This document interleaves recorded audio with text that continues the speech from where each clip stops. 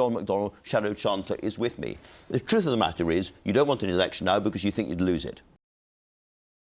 You think that despite the Act of Parliament will come into force next week, Boris Johnson would simply run the clock out and leave without a deal while pretending that it was all about an election. Potentially, and it looks like, from what Amber Rudd has just said, the lack of preparation for a deal and the concentration on a no deal, looks as though that's his strategy.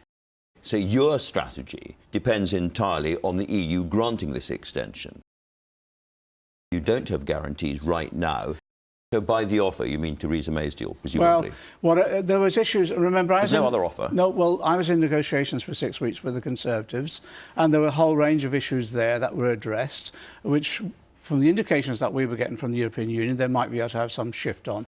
So let's talk about the Labour Party's official policy, because I've had lots of Labour figures sitting in that chair saying that they are in favour of Remain. In the end, they think remaining in the EU is the best deal available to Britain. And yet, time and time again, when it comes to the manifesto, the Labour Party manifesto is, as it were, a pro-Brexit manifesto. I've got a graphic here of the last two manifestos. 2017, we will seek to unite the country around a Brexit deal. And 2019 European elections, we believe such a deal, a Brexit deal, could bring our country back together. In other words, when it comes to the actual motion of the party at high levels to work out what's in the manifesto, you stick with a Brexit deal. Well, so our position, let me just go through it, because this is quite important so people understand.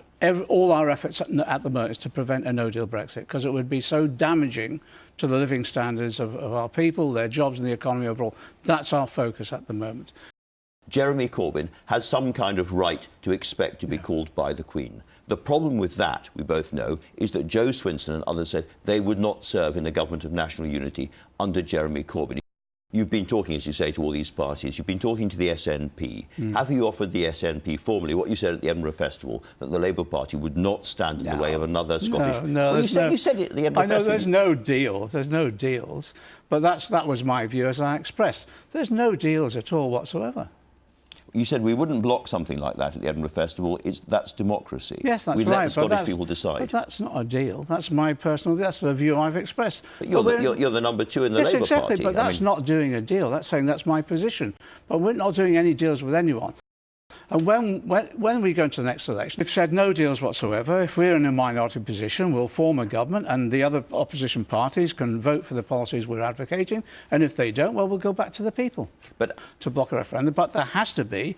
We've said a couple of things. Look, this isn't I don't think there should be another referendum. I think Scotland should stay united within the United Kingdom. It would not be a priority for us. Certainly wouldn't be in the early years of a Labour government. And there'd have to be a proper mandate in Scotland. The Scottish people themselves would have to decide. That makes it very clear. John McDonnell, thanks very much indeed for talking to us.